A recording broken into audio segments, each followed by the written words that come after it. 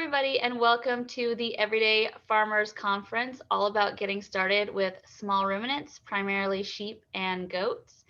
Today, we're going to talk about natural management, and we have Suzanne Bardsley and Rachel Hester here with me to discuss that. And so I'm going to have Suzanne start and introduce herself, and then Rachel, and then we'll get into the questions. Hi, my name's Suzanne Bardsley. I have a farm in Northern California called New Wellington Farm. I've raised dairy goats for about 40 years and started in with sheep about a year and a half ago. I'm Rachel Hester, and I live in Central Kentucky. I'm not from here, but my husband is. And we started farming about 3 years ago in October, actually.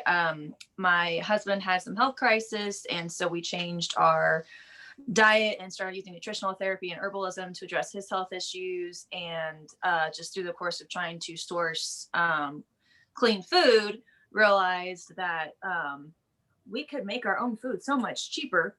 And so got sucked into that lie that it's so much easier and cheaper just to raise your own food.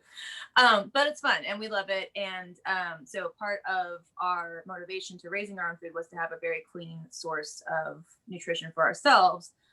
So we didn't want to use, chemicals and, routine medications and that kind of stuff on our farm. So that's led to just a very interesting rabbit hole of, holistic management and herbs and homeopathy and all that kind of fun stuff. So it's fun. But we have chickens and ducks and a couple of geese, and we just got our first flock of sheep this year. I panic bought the first two. That was my COVID crisis hoarding. I bought sheep, and we figured out we really liked them. So we're raising the sheep for milk, and we're hoping to get some dairy goats in the future as well, just because Kentuckians aren't really familiar with sheep milk. So to suck them in, we need to get some goats here. So anyway, that's us. Can you guys explain a little bit about what your farm looks like? So like the numbers, acreage, kind of just give everybody sort of a view into what your farm looks like.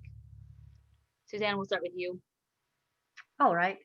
So we have a farm in Northern California that is 10 acres of basically a Mediterranean type climate. We have 70% aggregate in our soil, so fencing is difficult. It's perfect fodder for goats, the type of plants that live here, because it is just like the Mediterranean. We got the sheep so that they could eat the grass, which the goats, they do eat it, but not like sheep do. And all of these animals are primarily for dairy.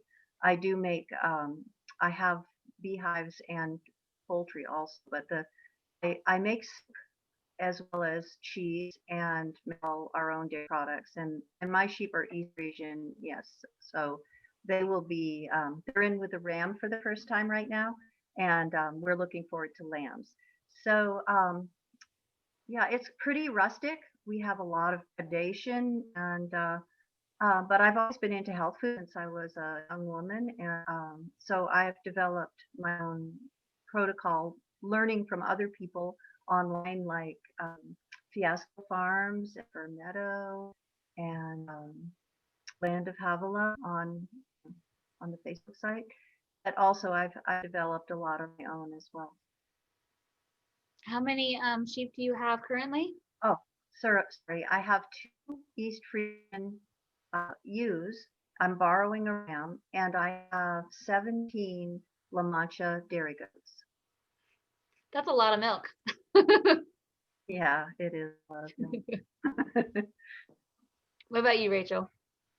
We have 8.5 acres, and our soil type is very heavy clay, acidic, and our farm was mainly used as hay fields before we moved here. So we actually just this year were able to get involved with a program called Grow Appalachia, because apparently we are technically in Appalachia. I did not know this.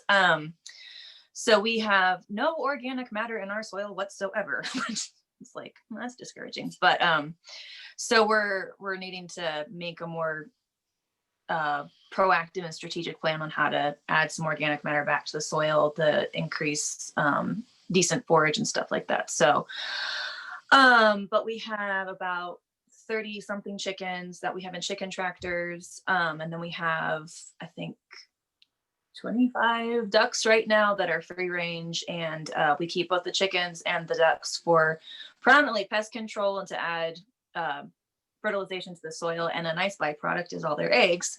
So we sell those to either local nutrition centers or just people we know. And then we have 8 sheep right now, and hopefully 4 of them are pregnant.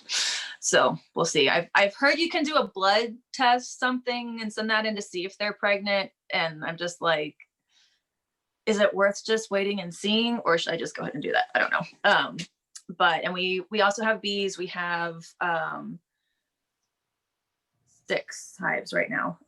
It's always fluctuating because either they swarm or we go to swarm calls or something like that. And then we're putting in an orchard. Kentucky's not, since it's so acidic right here, it's not really going to be a main farming venture, but it does make nice forage for the bees and the livestock. And then again, a byproduct is fruit. So, yeah, so we're still establishing stuff, but you know, we have enough things to keep us busy. Great. Now, I feel like natural management is a little bit like the term homestead, where there's such a variety of what that means. Mm-hmm. You know, you can do kind of a variety of different levels. So I kind of wanted you guys to explain what natural management means to you guys and to your farm. Sort of, you know, how far are you taking it? Or how far would you like to take it eventually, if you're not quite there yet? That's a loaded question. Like 5 questions in one. I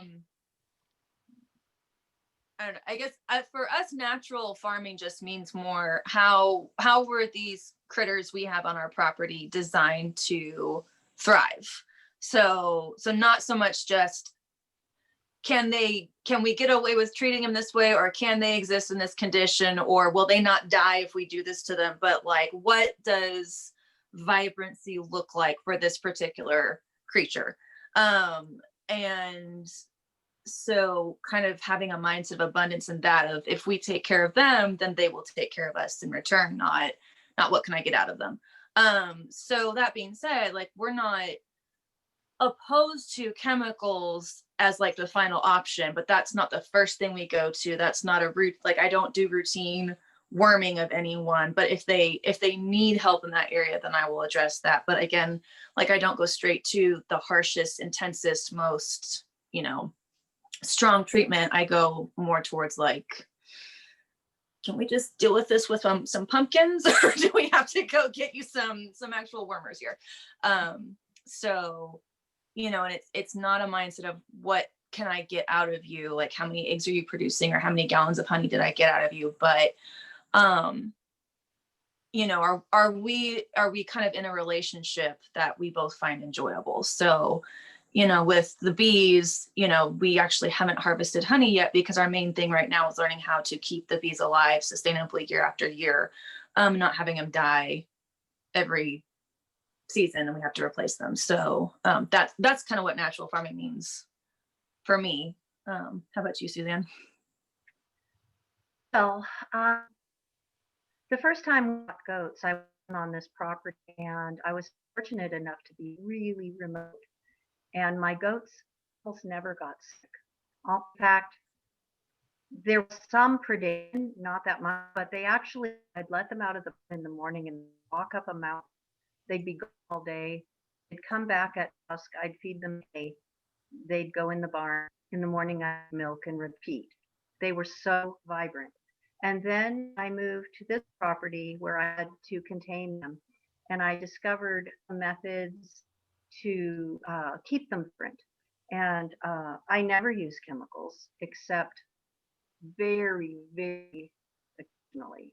If the vet says they have to have a bee injection or they have to have LA 200, it's very rare. I buy organic hay, which is actually cheaper here than the commercial hay. Really? I buy no GMO. Yes, I'm fortunate that that's true. Um, there's a non-GMO grain distributor which I use, so I feel really good about the milk and the cheese because that's what I want to consume, and that's what I want my friends and family to consume. So when I have to worm, and I do worm regularly, um, I do use an herbal wormer.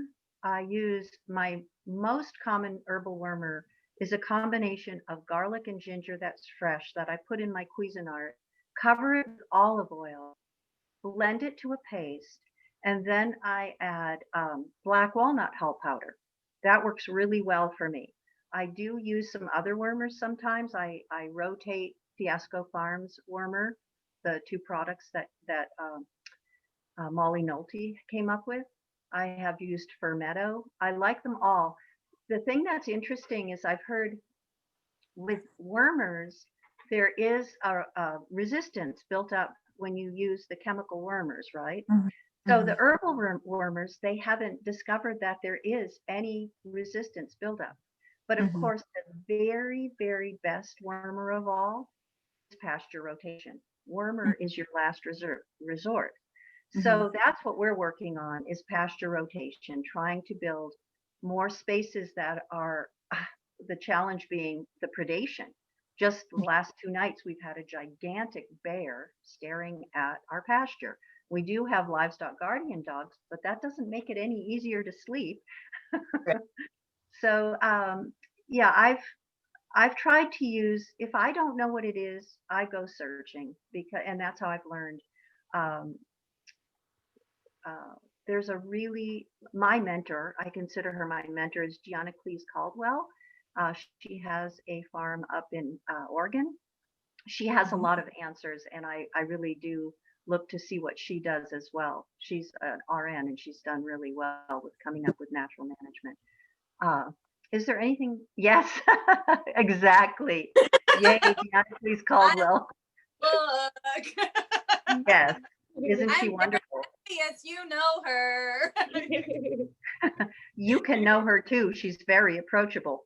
I Okay. actually met Oh. her at the California Artisan Cheese Festival. I signed up for a class of making mozzarella years and years ago. So she's available. Check out her schedule. Okay. Cool. Um, is there anything else you'd like me to mention in your last question? Well, I was curious because you mentioned the vet. Is your vet very open to kind of a holistic approach, or did you have to go find someone who was kind of more open to that? That's an interesting question. I have two. I have two vets.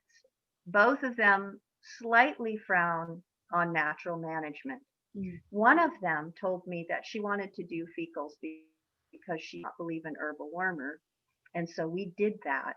And so when I asked her what were the fecal counts, she said, 0. So I totally believe in herbal wormer, and but still I'm really wanting to get them moving more. I usually take them out because we do have 10 acres. My love of life is walking my goats and sheep. I love being a shepherd and a goat herd. Yeah. But because we've had such intense predation, especially with the wildfires we've had in California, there's a lot of displaced large animals. We even had a lynx a couple of weeks ago, which isn't even native to here. Oh wow. So it was very beautiful, but it was in my chicken pen. Um, Sorry. I had I to put up remind. boxes. I'm like, could you go be beautiful like on the neighbor's property or something? Like, I'll take pictures. You can chill. Just leave my critters alone. Fortunately, she only got a rooster, but I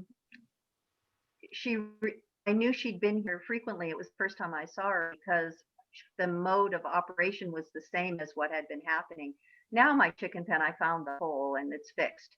But yeah, it's really interesting how with climate change things are changing. Our predation is changing. Our climate is changing. It's just kind of a hard to keep up with a little bit. Mhm. But I still believe that, pasture rotation and, like you said, what makes these animals radiant, that Mhm. is always central to Mhm. natural management. Mhm. Can you explain a little bit for someone who maybe doesn't know what that is, what pasture rotation is? Can you explain a little bit about what that entails? Oh, sure. Um, no piece of land in a paddock or a pasture should be eaten down to the nub. In other words, a pasture needs to grow naturally. You move the animals through, they don't really stay that long. It should be small enough so that they don't just eat their favorite foods. Of course, there shouldn't be any toxic foods, Uh-oh. Yep. Hold on. but they should, it's kind of like a strip grazing thing where you put them in, they eat, oh, oh dear, can you hear me? Hello? Oh, We lost you when you said there shouldn't be any toxic plants in the pasture. okay, can you hear me now? Yeah. Oh, Yeah. okay. All right. So you move the animals through. The interesting thing about grasses and forbs is the taller they get, the deeper their root systems are. So you don't want to just eat to bare ground because you're shrinking that root system and then the plants are vulnerable. If they're plants you want to also care for the plants. That's obviously the manure that's dropped, but it's also not overgrazing. So then you just move them on, even if it's just pastures or small electric fences. Just keep moving them, so that's why it's the best wormer, is because you keep moving them so they're not living where they have just deposited manure. Mm. So that's the concept. Mhm. Do you do pasture rotation, Rachel? We're working on it. Our fencing right now are pallets my husband's picked up from work, and then we have 2 strands of electric fencing someone gave us. So we're I think I mentioned this we're trying to do Dave Ramsey and starting this farm all at the same time. So the pay as you go thing um has certain limitations when you're trying to put in fence lines. So we kind of tack on paddocks as we need them, and then use the fencing to substitute that. But part of what we're working on is trying to see how this next year we can establish a rotational grazing area and then just manage things a lot better that way. Because we were not planning on our 8 sheep just knocking flat the entire acre and a half we had set up for them. They just eat grass like all day long, and it goes away very quickly. And we were just like, it took us like 2 months to mow that, and they ate that in a week. So we're kind of, again, the learning curve in farming is always a lot steeper than you think it's going to. So the goal is rotational grazing, but we're working towards that still. So not yet, but that's the plan. Yeah. I think from what I've heard that rotational grazing is always the goal. Like a lot of people are moving towards that management style. It's Mhm. just, trying to figure out how to do that. We want to do it too, but we're kind of under the same situation of like, well, we actually bought an electric fencing that they broke out of. So the cheaper one didn't work. Yeah. So it's like you need to actually have something a little bit, and it was supposed to be for sheep, but for some reason it didn't work for our sheep. They didn't care about the shock. They just broke right straight through it. So we're like, okay, that didn't work. So now we're stuck with an electric fence that doesn't work, and we're probably like, we probably need to sell it and get something better. But for right now, we're just like, we don't even know what better entails. So Well, and I think different breeds of sheep, for sure have different mindsets. Like my girls are pretty much like, okay, yeah, this is the spot I'm supposed to be in. There's forage. I'll get zapped on the nose if I stick my nose through that. Okay, we'll just leave that fence alone and we'll stay over here. But I my mean, there's sheep where they're just like, what's that? Why yeah, did you put that there? I don't. my sheep have that attitude of I don't want to be in here. Why are you putting me in here when I have all this space? And I don't even want to be in the big space. I want to be on the other side of the fence anyway. So putting me in a smaller container isn't working for me. Like, like they're just like, no, nice try, but no. And I was like, it was the boy for a while, but now it's like, no, they're all doing it. Even the girls are like, forget it. We're not doing that. So along with the rotation, oh, go ahead, Sorry. Suzanne. Oh, I was just going to say, I asked Mike about that. It is a common problem. And he said if you put electric fence within a paddock that's solid, that it helps train them to stay in the electric fence. They panic and run through it like sheep will. They have something solid behind it, and it helps train them to it. Just saying. Oh, that's something interesting to try. Yeah. Well, and one of the sheep in my flock, she had been trained to an electric fence on the farm we got her from. So, I do think, with what I've heard is when you train pigs to electric fencing, they're not so much getting trained to electric fencing. You've got to put a barrier there so they learn where there's that barrier. They have to respect that. So, I mean, you do have to teach them. It's just we were kind of lucky that we kind of had a shoe in with our one ewe that she was like, guys, don't touch that. It's bad things will happen. Yeah, we didn't really train. We just assumed, hey, if we put you in this and you got a shock, you'd be fine. And my husband was like, that should have worked. And I'm like, yeah, I think there might be a little bit more training that needs to be done here. Yeah. So along with pasture rotation, you guys mentioned some of the dewormer stuff you guys do naturally. What are some other things that you guys have done in the past to maybe give your animals so that you didn't have to call the doctor or didn't have to use all the other chemical type medicine?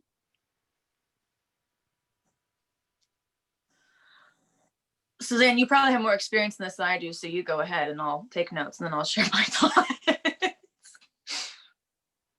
All right.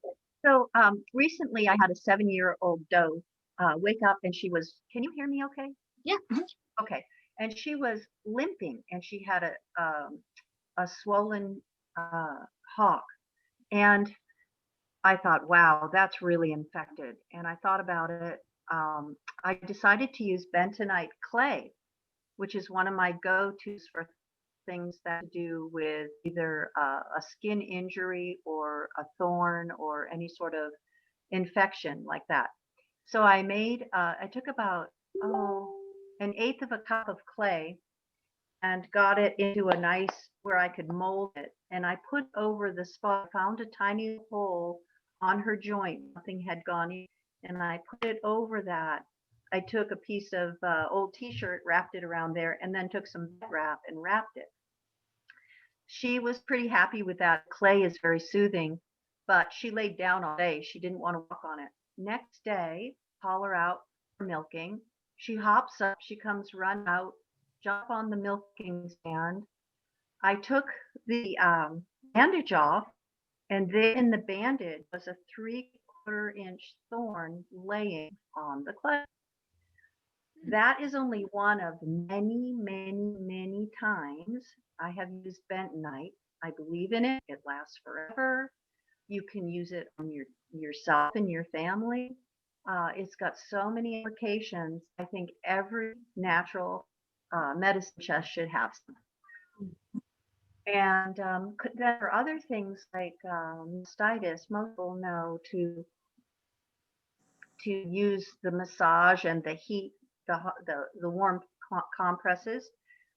Then there's peppermint oil, oregano oil, and keeping udders. And I recently saw an article that is so active that it says test your dough and use milk before they freshen. If they have mastitis components, you can treat it before they actually freshen and produce. You're eating this, glorious milk, and what you've got a hot lumpy udder, that's always worse, isn't it? So I'm going to start testing the milk as I dry them off. I'm going to test it and test colostrum before they freshen. So those are a few things. Mm-hmm. Do you test with the California test, or is there a different way you test for mastitis?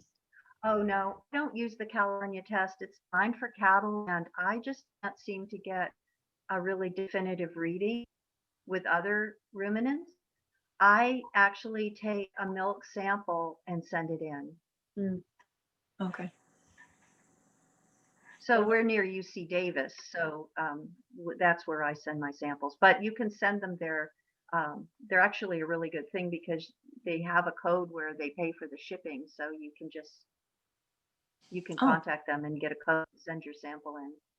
That's a good okay. point too that I know of someone else I've talked to is that if you have a school near you, Mhm. see if they have an ag department or something like that because a lot of times they'll have some programs or that testing or stuff like that that you can send your animals to, or not your animals to but samples to, um, that will help. I know ours has a like special shearing class.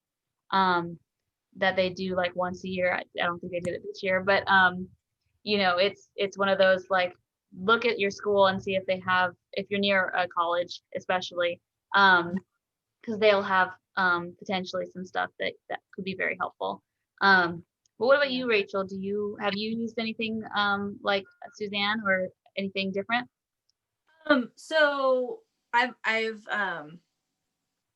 not had my ruminants for very long. We just got them this year. But my overall philosophy is so I'm a certified nutritional therapist and I'm working on my herbalism certificate. And I just grew up around very brainy people. So I love research. I love reading stuff to death. I can geek out very, very, very fast. So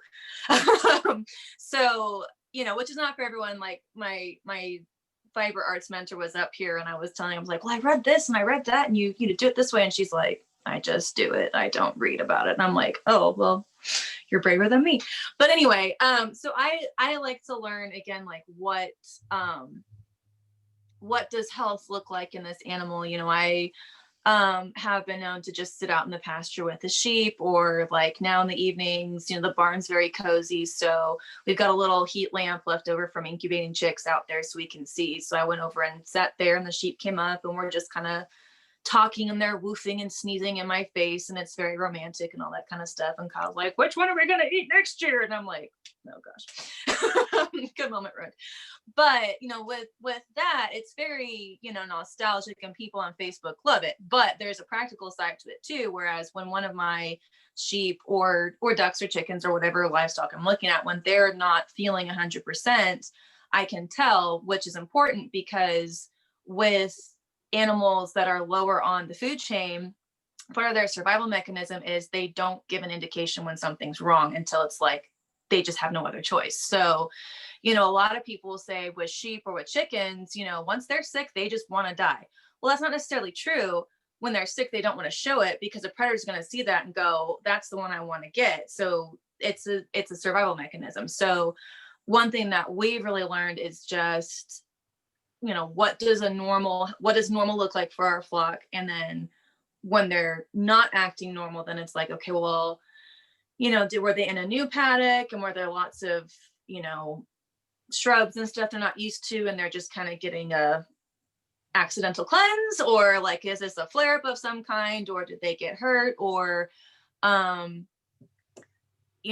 someone grumpy and they got knocked around last night, or that kind of stuff. So if they go a couple hours and are still looking a little puny, then it's like, okay, let's isolate them, let's just see, we'll go over them and just kind of look and see. We do the FAMACHA scoring, which is where you can look it up, but you basically put your hand over their eyeball and push slightly and you pull their bottom eyelid out. And if there's certain levels of redness that indicate anemia. So that's a good indication if there's barber pole worm. Apparently it doesn't work for other type of worms. And I'm learning there's lots of beasties that like to eat sheep innards. This depressing. But that can be an indication if they're getting pale, they're getting anemic. And so that's something that needs addressed. But like Suzanne was saying, like there's stuff you can give. I think the medical term is prophylactically, or you give it preventatively. whenever we move our sheep or whenever we bring a new livestock to the farm, I try to give them Bach rescue remedy in their water. And it's just very gentle therapy of just soothing stress. And so a lot of times when animal, well, we're the same way too. If we get stressed, we get sick. Is usually kind of, I got a cold after finals week every year I was in college. Like there was finals week and then I was ill just because it was stressful. So if you can keep them cheerful and happy and not too overwhelmed, that helps. We learned to try to bring new ruminants on farm with the buddies. So you don't ever buy just one, you buy two, because that way they're not alone. They're not completely there getting attacked by the hierarchy in your flock. Just stuff like that. I do use homeopathy regularly with all my animals. So there's it's homeopathic wormwood is one. So if they're starting to look a little anemic, I just chuck that in their water, and I will actually put one that's homeopathically treated and then a second one that doesn't have homeopathy in it. And if they need it, they'll go to the water with that medicine in it. If they don't need it, they'll go to the other water. And I've never had any of them shun the water with that, or shun the homeopathic water in it. Now, like my cats and dogs, if they don't need it, they'll go and drink out of the toilet or something like that. But the sheep haven't done that so far. And then minerals have been a big thing, which is funny because we have a lot of minerals in our soil, but it's locked in because of the clay, and there's not all the chemistry that requires it to be bioavailable for the sheep. So I put apple cider vinegar in their water. Our watering system is real high tech. They're 5-gallon buckets. So we carry 5-gallon buckets in, set them down. I'll just take apple cider vinegar and just splash it in. It's just, I don't measure it. I just splash it in. And now it's funny, if I don't put the cider vinegar in it, they'll go to the water and they'll sniff it and they'll just look at me like something's missing here. Let's see what else. And then I have loose minerals out for them. Right now we're just using the sheep mineral that's at the feed store. There's a couple different systems. I think, is it Giancalis or Giancalis Caldwell? I don't know how you say her name. I've just read it. Suzanne. Janacles.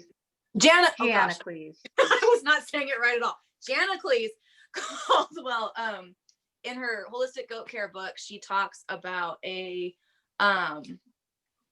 I'm blanking on a mineral system where it's basically you have individual minerals in different trays, and you set it out for your flock, and then they can go and self-treat based off of what they are needing at that point. And in this book, she talks about the same thing as well. And she has a different mineral company, but they're growing at this point. So, it's basically animals, especially heritage breeds, still have that instinct still very strong, so they can go and kind of pick what they want.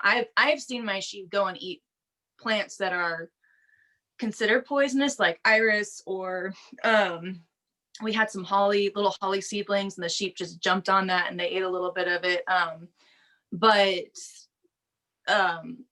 If you look at homeopathic principles, did we lose Suzanne? Yeah, her internet might have cut out. We'll just see if it comes back. Okay. With the toxic plants, like there's some plants where if they eat it, it will kill them instantly, and you don't want those. But there's other plants that are listed as toxic, and the sheep will go and kind of pick those and just eat a little bit, and then they'll move on. So I keep an eye on that, but it's just interesting to me to watch how they do that. There she is. And then kelp is a big thing. I feed them regularly, since making sure they have access to seaweed. We've not seen, like with the FAMACHA scoring, their numbers have been really good since having the kelp. So we're wanting to start trying some Lespedeza, I think you can get it it's growing in our pasture, but you can get pellets. And the studies have shown if sheep or goats are eating it consistently, it just kind of suppresses that worm load. So you don't have to do chemical wormers as much.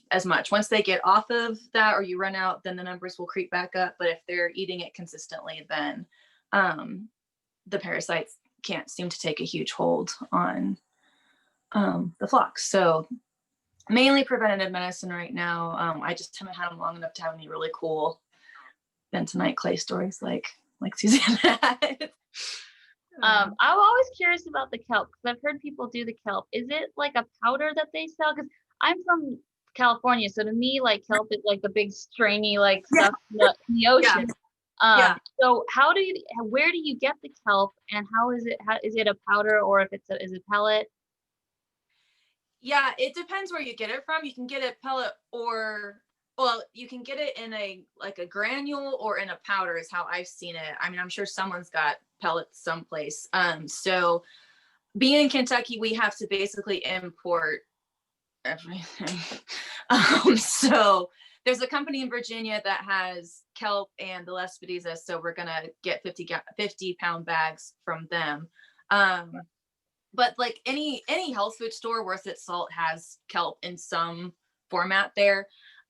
With my sheep, I had to basically train them to like the kelp, where you take your grains. But we use grains as more of a training thing. So I have barley and some alfalfa and whole wheat, and they like that, and some flax in there too. So then I would just sprinkle the kelp powder on that, and they would get that in with the grain. And then now if they see kelp someplace, they'll just dive in head first, like they will with the duck food.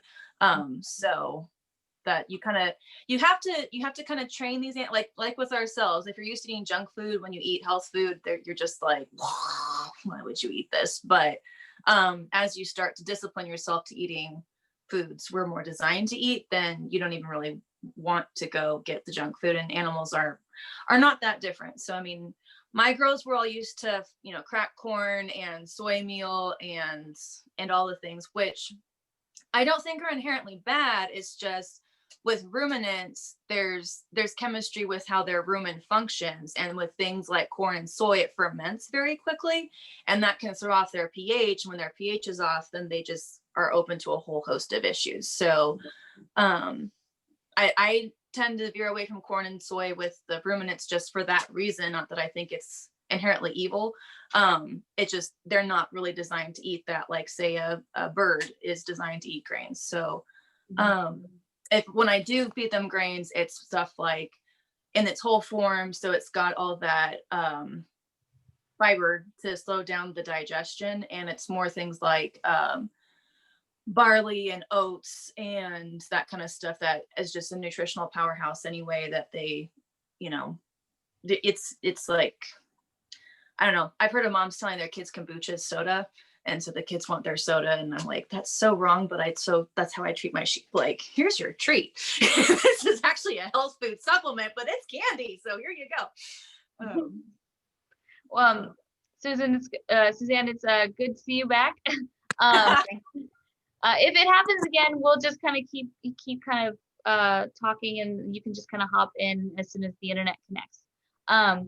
What about you with your feed? What special things do you do for feeding your animals? All right, let me just start with minerals because that's where the internet froze. I read a book recently that actually two books. One's for goats, one's for sheep, and they're both by Pat Coleby, and it's natural goat care, natural sheep care. She started doing, oh, good for you. That's great. Yes, she started the cafeteria style mineral feeding. Yeah. And I think it's great. It's high maintenance if you have a lot of animals. So even though it's something I'm implementing, and I did build a feeder, I need to build several more because obviously each group of animals needs one. I do think it's a really good way to feed minerals, and I did have the opportunity to test it out. And yes, my does would go from little compartment to little compartment, seeing what was there, and they would eat a lot of the kelp, which they seem to need a lot of. They also, I put in Sweet Licks goat minerals. It's called Magnum milk. They would go for that. But when it got to the things that are actually toxic in large doses, like copper, they would stick their tongue in and get a few grains. So I saw that they actually do self dose minerals. When I don't have that totally set up, The Sweetlix Magnum Milk is an excellent mineral with a high palatability. I've tried a lot of them. They've been wasted sacks of mineral. I don't like to do that. So I always offer the Thorvin kelp, which I get at our local farm supply, and the Sweetlix Magnum Milk. Um, Also, just a side note on minerals, sulfur. When you have your goats housed in the winter or your sheep, I don't know if it's the same exactly with sheep. I haven't seen this happen, but your goats might get kind of a bald spot and it's not from budding, and their withers get a little bit scruffy. We're looking at goat lice. What do you do? I've read online, oh, just pour Cydectin all over them. Well, I've been to some forums where they said that's not what you want to do with goats. What I do, and has worked really well, is I put yellow sulfur powder in a shaker or in a nylon stocking, like bundle it up, and I apply it to the goats behind the back of the head and down the back. It works really well, and it's completely non-toxic in that way. So I do that. And then when it comes to feeding, I feed organic alfalfa grass and the wheat hay with heads in it. And then they do get some browse. What I feed them on the milk stand, I looked for something with a high protein that was natural. And so I feed them the non-GMO grain that I get, but I also add in sprouted peas.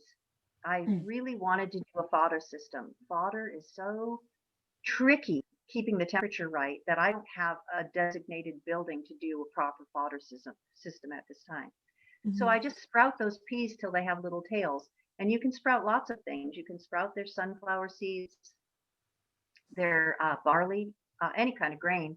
I just don't do it long enough so I don't want to worry about molds. So when I sprout them, I soak them in water with apple cider vinegar, and I put them in a large sack, and then I pull it out, rinse it, put it in a tray. They sprout. They start to get that on the milk stand. Carrots. I grow fodder beets because all of the beet pulp in the United States that I can find is GMO'd. There is one that's an import from England that's ridiculously expensive. You could never afford to do it if you're a homesteader. It's kind of more for like fancy horse owners. So I grew fodder beets, which I got the seed at Baker Creek. And it's a really good source for all kinds of things if you're a homesteader. Lots of hard to find seeds. Let's see, is there anything else? It's really important to me to get to the place where my animals are mostly eating off the land. And I'm not quite there yet, but that's my goal. Would that work for milking? Because don't you usually have to give them something while you're milking them, or are you trying to pull them off of that system? No, I mean more like replacing some of the hays with fodder, like the bushes that grow here and the forbs. And then when they come into milk, they get a pretty rich dose of rich isn't the right word because I don't want to affect their pH in their rumen, but it's varied. It's not just grains. It's carrots that I either chop up, or another good way is to make juice for the family and then take that carrot pulp and mix it in. And any sort of vegetable and fruit juice like that, the pulp, they like it if it's fresh. And then the fodder beets, it's a little bit high maintenance. The beets are as big as footballs. They're huge. They're really large. Like I have a picture of myself holding one that's this big. But I just chop them up. I don't bother shredding them like when you purchase the shreds or the pellets. I don't go that far. Just chopping them up, and they love them. Pumpkins. I grew a tremendous number of pumpkins this year for the chicken goats. It's just all a process. Yeah, and if you don't grow pumpkins yourself, I went, after the season, people were just trying to give them away for free. Like there's posts of being like, hey, does any farmers want these? And so I have like I've got like 12 or 15 pumpkins, and my husband's like, what are you gonna do with these? I'm like, Don't worry, I'll figure something out. Yeah, I was like pulling seeds out just to be like, they need to eat the seeds, and he's just laughing at me. yeah, we went and gleaned from some Amish neighbors of ours. I went at the beginning of October to our local produce auction, and I told the auction manager, who I was and that we had sheep and that we wanted to harvest pumpkins whenever the season was done. And someone did call and they said, okay, we're done. If you want to come glean them, you're welcome to it. And we got a whole trunkload of pretty decent pumpkins. And I just take my husband's machete and chop them in half and put them in the barn. And again, at first they were kind of looking at me like, what? So I took some of their training grain mix and just sprinkled that on it. And now when they see me coming with pumpkins, they're all like, yeah, there's pumpkins. And I didn't scoop the seeds out or anything. I just chop them, put in there, and they eat the whole thing. So hoping to grow more next year. But like you said, it's a process. I'm trying to get to where we grow our own garlic to juice for the sheep to eat, and have all this stuff. And one of my favorite things is my favorite ideas that I'm working on.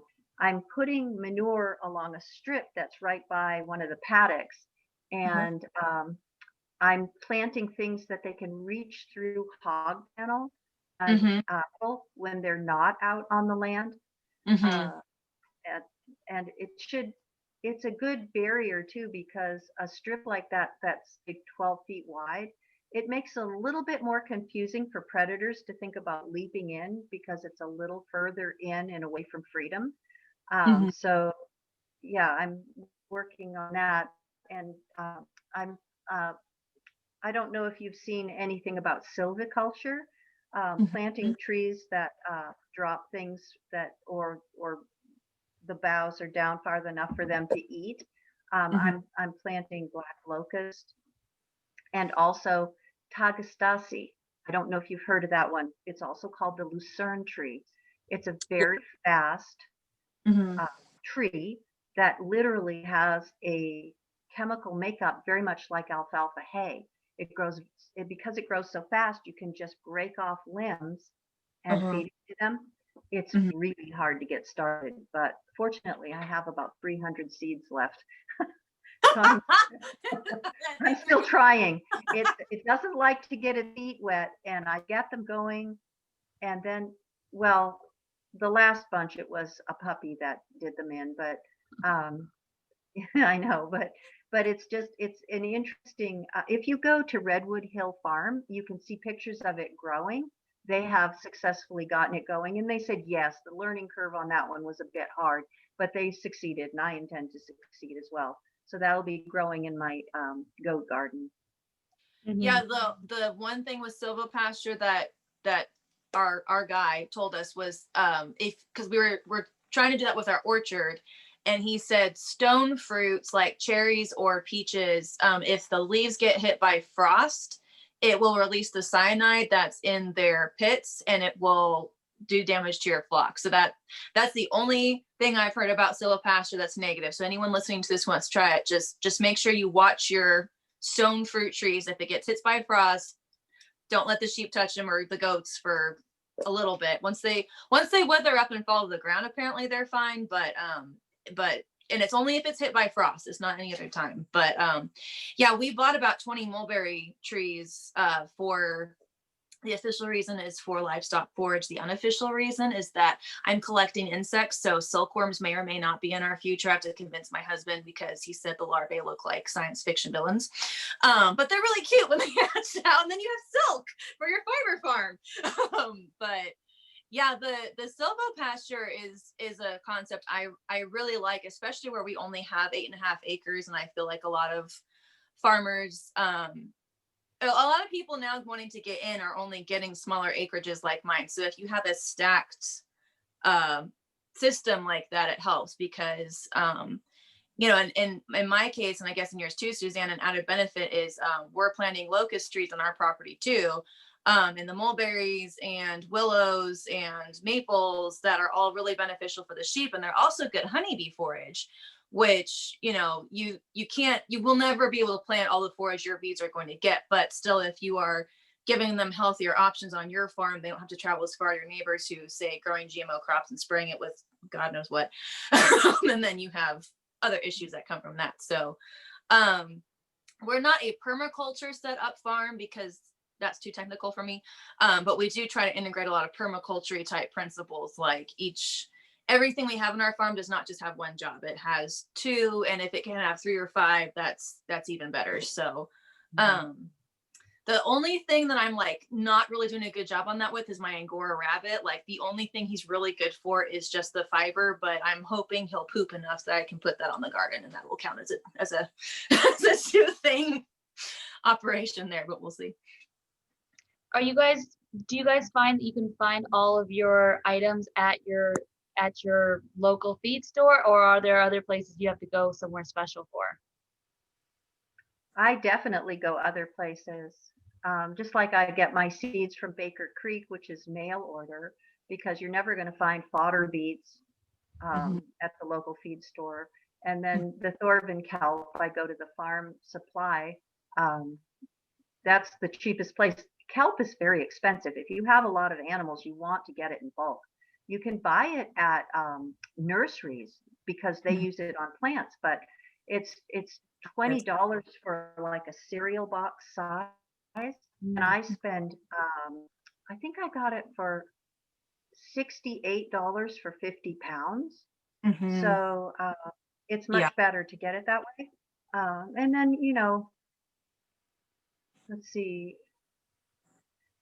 I travel to get the organic hay. My local store doesn't have it. Yeah, I have to go over a river canyon to get it, but I try to give them that hay all the time because it's just so wonderful and clean. And I don't know about where you are, Rachel, but I don't like to get hay that when you touch it, your hands get dirty. It's been grown somewhere. I think it's a lot more moist where you are. It's out in California, the valley hay. Your hands are dirty once you've fed the animals. I do not like that. It's like you're feeding them. There's clumps of dirt sometimes in it. So what? the hay. Oh, this is California. Well, it's true. I have lived there, but I haven't experienced that kind of dirty hay yet, and I am envious you have access to organic hay, because even the diehard hippies out in Berea, which anyone who knows anything about Kentucky knows that Berea is where all of the organic-y, save the world people kind of congregated. And even they have a hard time sourcing organic hay, even though they all strongly believe in that. So we just, we buy ours from the Mennonites or Amish because they're typically stereotypically-ish, more natural-ish than other people. But we're not even looking at organic certification at this point, just because we're still trying to source things at this point. And I mean, like I said, we have to import, like I have to order my kelp from Virginia. And it's just, again, we're a very small farm still starting out. We don't have a lot of income to justify all these expenses. So one of my struggles is I'm basically having to educate my future customers on the benefits of my product before I can sell it to them. So it's like I have to be very committed to this whole endeavor, because it is not easy and it is not cheap, and you have to really, really know what your why is. And so at this point, my why is I know how I want to eat, and I'm trying to get enough people on the bandwagon to where they're paying me, will pay for it, so I can eat this way without going into bankruptcy. So anyway, sorry, that was a rant. Your hay, continue. Well, the hay that I do get is from a town called Susanville, which is up in the hills, and it's just beautiful, and I'm so grateful for it. And they bring it down. Yeah, I don't know. Anything else that I didn't cover on that one? It was just places that basically, to do the kind of holistic things you guys are looking for, you're having to go other places. It's not just the easiest place, down the street. Oh no, never. Take a lot of research, and it really will depend on where you are too, on what you have access to. So you guys kind of covered that aspect of, like, if you want to do it this way, there's a more work involved than just going to the store and picking it up. Right. Well, Research, yeah, definitely. there's reasons why health food stores cost an arm and a leg. They're not making huge incomes. I mean, people think that, you know, organic is for rich people who hate themselves. And that's why it's like, no, this is the actual, like, the cost is reflecting the effort that goes into this. And the reason why other food at the supermarkets is cheaper is because of government subsidies and basically modern day slave trade with, you know, international people they import in. So that's another soapbox for another day. But I mean, in my experience, I don't know how it is with you, Suzanne. I have not found a one-stop shop for all the stuff I feel my animals benefit from. And if there is anything approaching a one-stop shop, you are paying a lot of extra money for that convenience. So, I mean, we have done the one-stop shop thing occasionally because with lifestyle and scheduling, it has been more cost effective to pay the financial output and save on time. But if you can, it long-term will behoove you to spend the extra time to do your homework and figure out what's going in or where to source your stuff. And then you will save financially. Or, I mean, another thing too is if you can get other farmers who want to go in with you on stuff, I mean, you can buy a pallet of Thorben kelp and you split it and then you pay shipping and you will pay less per unit than if you just buy a 50-pound sack here and there individually. So, I mean, you know, there's reasons why historically farming communities were so strong is because the principles in communal living and, you know, you have milk cows and I have milk sheep and you can make great mozzarella with, you know, cow milk and not so great mozzarella with sheep milk, but sheep milk makes better feta. So here's this and I'll take that and we trade some eggs in between. Like there's reasons why that existed because that's just kind of a universal dynamic of farming. If you can get a community but alongside you, I'm very jealous because, you know, it's a huge blessing and it's very beneficial. It you know, it will reflect in your farm outputs, your time outputs and all that kind of stuff. But if you don't have that, then do your homework because, you know, a lot of us are, you know, like Baker Creek Seeds, it's a small family company, if I'm thinking of the right one.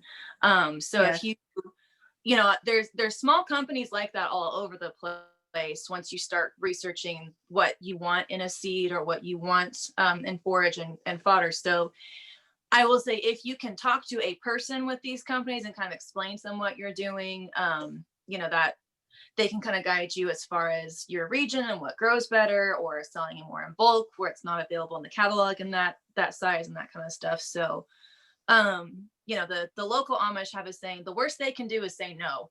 So you might as well ask.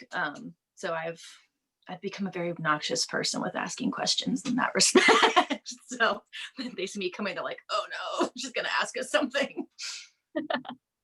There's also a lot of government programs that you know are available if you do your homework. I couldn't even put fencing up on our property. It was so thickly the foliage was so thick with something called Mhm. manzanita, which is it just grows like a 8-foot carpet and it's a hardwood and highly flammable. And I got a grant and it was not difficult to get a grant to help Mhm. me thin that so that I can actually put the fencing in there for the animals. There's things like that. And I would be sorry if I didn't mention this organization, Fact Farmers, Food Animal Concern Trust. Mhm. Please check it out. They offer webinars that are free for education, and they offer grants. They supply so much information. It's been just such a wonderful thing for me. It Mhm. saved me a lot of just the kind of research where you're starting blind. Mhm. They're a wonderful starting point for information. Are you aware of that place, Rachel? They sound familiar. I mean, now that you're talking about them, I'm like, oh yeah, I think I did see them. Another one I was thinking of the way you were talking was SARE, SARE, which is Sustainable Agriculture Yes. Research something. And they have annual grants as well. You really need to go on there and kind of search. And then I found you mark your calendar for the next year of when that grant is due because you have to do your homework. They want to know what you're doing, why you're doing it, what it's going to cost, but they will, if it's something they're interested in, they will pay you money. So yeah, that, I mean, what we're trying to do is get factored into our weekly schedule of, we have office time where we're researching grants and writing for grants, because, the thankfully our government, or at least, the colleges and universities are realizing that bigger, better, faster, fatter, cheaper, more sprayed agriculture is not going to work for very much longer. I mean, it hasn't been working, it's not working, but like the end is near if we don't stop this. So I mean, if you are interested in this kind of farming and you're like, I'd love to, but there's no way I can afford it, yeah, check facts, check SARE. In Kentucky, at least, pretty much every university in Kentucky has a very decent ag department, because Kentucky is mostly agricultural land. And they all, want to help new farmers, especially if you're, Generation X or younger. I mean, if you're younger and you're not 65, you're not retired, and you're wanting to get into this, they're like, yes, please, we need young farmers, we need young people, we need families. Like, what do we do to help you? I know there's a local college where someone contacted me and said, I know you have bees, I know you're interested in like really making the bee thing going. Can I tell someone about you? And they call you and they like tell you about this grant they have and they want you to be a part of. And I'm like, no, free money, I'm not interested in that. Don't tell them about me. Like, yes, tell them about me. So, again, with a lot of people where they're very discouraged by all the thought and planning and finances, and you can't just go to the farm Walmart and get all your stuff. There are pros to this. I mean, there's help available, there is a community available. It's just, this is not mainstream at this point, so that there is some effort getting into it, but if it's not worthwhile, then it's easy. So at least that's my Germanic philosophy. So And I would say, just an attached to the grant, just because my husband works for Dave Ramsey, so they're all into that stuff, is that you got to be really careful about what, like you said, you have to research the grants, because sometimes the grants are hidden loans. And if that's not what you're looking for, you just have to be kind of aware that sometimes just make sure you check the wording, because if you're not looking into getting a loan, whether you're pro or whatever your feelings are about that, just make sure you know what you're signing up for before you get one, because sometimes they'll fudge the wording a little bit and it ends up being a loan, not like just a grant. yeah. And then I also wanted to add, because I have health issues as well. And so one of the things I remember my nutritionist, when we were trying to figure out what was wrong with me, said it's higher cost, but in the long run, would you rather pay more money for better food or pay medical bills? Yeah. And it was like, at some point you're going to be paying either. And it's like, you can either pay a little bit more for better food for yourself, or you can eat the horrible stuff and end up paying medical bills in the long run. And I feel like that totally applies for the sheep, whether you want to go full holistic or just do, touch on it. There's that aspect of it too, is that, the healthier you can get your sheep without having to use the chemicals that cost $20 at the store. It's like you're either paying for the chemical stuff that's, 20 to 60 bucks, or you can do stuff that's still 20 to 60 bucks, but it's healthier for the sheep in the long run, or the goats. So that was always something that when the nutritionist told me for like myself, that I always thought was really interesting. It was like, well, that totally, like, no one ever worded it that way, of like, well, you're going to spend that money anyway. It's just, are you going to spend it on something healthy or potentially something unhealthy, or just, fixing the problem, not preventing the problem, kind of thing. Right. And I think, I grew up, my family's very, very proud of the fact that we're, second generation German immigrants during the Great Depression, blah, blah, blah, blah, blah. So, I mean, with that came a lot of praise for finding a deal or buying things on sale, or like cutting corners, or, work smarter, not harder. And so what I've had to do is kind of rephrase to myself, like, Actually, this book by Juliette de Berkeley-Levy was kind of my introduction to natural farming, which a couple people complain it's outdated, and it's like the only outdated thing I've seen is that she recommends turpentine occasionally, and that's just condensed pine stuff. So I don't think it's outdated. You should get it. It's great. But she has this phrase where it's misplaced economy. So like when she's talking about sheep, she says it's misplaced economy to breed your sheep in the first year, because you're going to put more effort into rebuilding her body after she has a baby too early, and she's going to have all these health issues, and the baby's going to be sick, and you're probably going to lose both. Or you could just wait an extra year and she's fully grown, her instincts have kicked in, she's going to give birth probably much healthier, and then she knows what to do, and then you have a healthy lamb and you still have 2 sheep and you can sell or eat 1. So like that's been kind of a paradigm shift for me, where it's like you said, you're either going to spend the money or put forth the effort into something.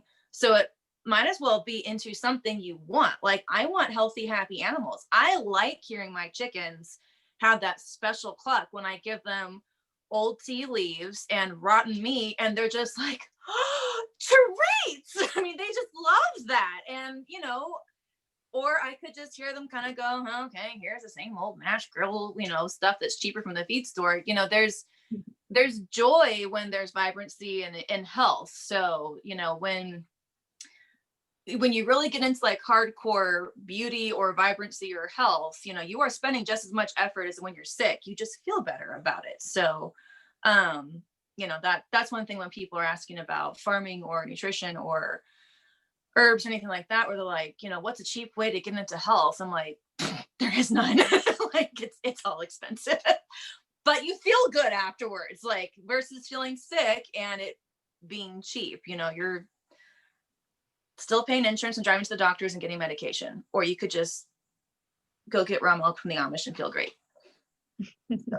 Or grow a garden. Gardening's the traditional way of starting to have health foods. Start there is always a good thing. Yeah. The interesting thing that you said about letting them mature, in this country, it is more common for people to breed their animals the first year. They say, well, I just don't want a fat yearling that's just eating. But I have had a couple of animals get pregnant by mistake over the years, and it really reinforced my belief in letting them become mature. And it's absolutely the same if you look at a human girl who is maybe 15 years old, and if you use that theory, how wrong that would be. You let an animal get mature, you know, and we are animals. I mean, people go, what? You know, yeah, we're actually, we're animals, and you can draw a correlation that way. On a forum, it was interesting. One woman pointed out, she said, look at the people who are for waiting and breeding a 2-year-old animal. They're all women. And then look at the people who are interested in breeding that first year animal. They were men. And I thought, well, that's interesting. As women, we're relating to our ruminants. We're saying, no, wait. Well, that's just, I mean, it's not like I don't want to make it right or wrong. It's a choice, but my choice is definitely to wait. Or, I mean, I will say because we got our first 2 milking sheep, they were already lactating, and we don't have any kids yet. So, I mean, I've studied midwifery because in high school, that was what you did as a homeschooler, is you study midwifery. So like I knew some technicalities. And so we were trying to dry them up, and everything I was seeing was like, just cold turkey it, just stop. It's just better, just stop. And I'm like, okay, well, any mother who has given birth at this point is going, and I just didn't know that. And so I was talking to my sister, and I'm like, my sheep are just not like themselves. They're not coming up, and they're grumpy, and they're like headbutting in their corner. And she's like, well, what did you change? I'm like, I'm drying them up. And she's like, well, how are you doing that? And I said, I stopped milking them. And after like I could hear again from her screaming at me, she's like, Rachel, think about when you're oh wait, you've not had kids. Okay, here's what you do. And she just told me. And so I explained to my husband, I'm like, okay, this is what we're doing. And he's like, that makes technical sense. I just never would have thought that because I don't have those parts and pieces. And I mean, you know, I think Natalie Portman, the actress, was talking about how like she became vegan because all farming is like taking advantage of women or whatever like that. And I was like, I don't agree with that, because that's what, like, we're designed for reproduction, and this is just managing natural occurrences. But if you think of it, a lot of farming is more a reproductive, you know, thing. And I think as women, we're just a little more in tune to that based off our physiology and how we're put together. Whereas with guys, it's just different. Like, it's not one's better or worse, like you said. It's just with them, it's more of a cut and dry, you know, you do this, and then 9 months later, you're supportive, and on you go. Like, there's no developing process for them. It's just, you know. Well, it's interesting because what seems to be said by the women is if you breed an animal in the first year, they can be perfectly healthy for a long time, but they won't last as long. And I get really attached to my animals and I want them to last a good long time. That's one reason. And I imagine there's some more difficulty in the actual parturition when they're having their baby, because they're smaller and the baby is maybe smaller, but maybe genetically the ram was large, or you know, so there's a part of natural management. They are. I did not realize that, because we've gotten sheep from a bunch of different farms. So some are 1.5 years old and some were born this year. And just the size difference when we got them in the summer versus how much bigger they are now is very interesting to me. I mean, the older sheep are just larger. I mean, they really do just take 2 years to fully round out. I don't know if goats are the same way. But they are. Yeah, I mean, they definitely are.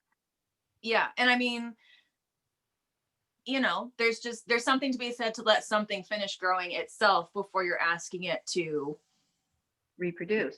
And the jargon is to wait for a goat to be 80 pounds to breed her and expect her to be actually growing while she's pregnant, whereas a mature goat is usually around 120 pounds.